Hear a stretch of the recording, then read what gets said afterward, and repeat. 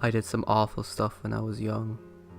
Unimaginable, disturbing things that haunt me and will haunt me for the rest of my life. But my friend made me do it. I grew up in southern Kansas with my mom, dad, and older brother Josh. We lived on a remote farm, far away from civilization. The house was surrounded by fields of tall grass and wheat. It was nice, peaceful, but not for very long. I remember it all so clearly, despite it being some years ago. I was 10. I did not have any friends. I lived far away from anyone in my school, and it's not like that mattered anyways. I was an outcast. I was bullied for being fat and was called weird for my obsession of comic books. But they were all I had. Other than reading comic books, I liked to go on walks. I used to go on walks around the farm, through the tall grass and by the trees. Nature was something I really came to appreciate. On that particular day, it was very peaceful. I left the house and walked through the fields with my legs hitting something. It was a person. They were laying on the floor.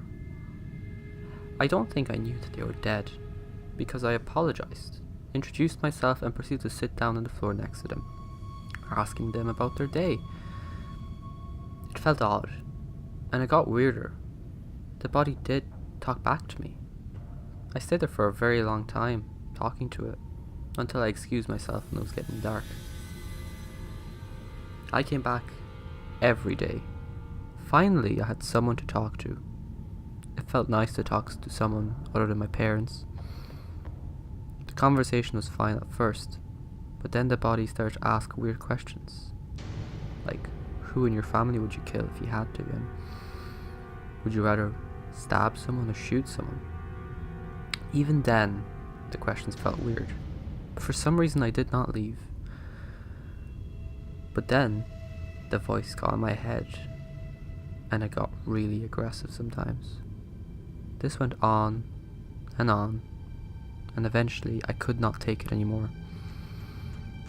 It promised it would go away if I do as it says. I was to take a knife and kill my family at night when they were sleeping.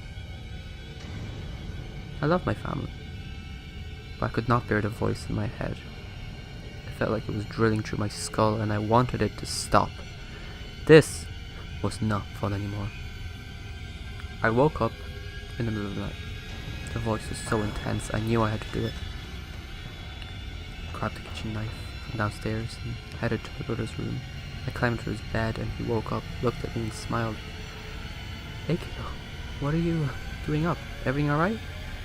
Just as he said that, still with a sleepy face, I plunged the knife in his neck and proceeded to take it out briefly.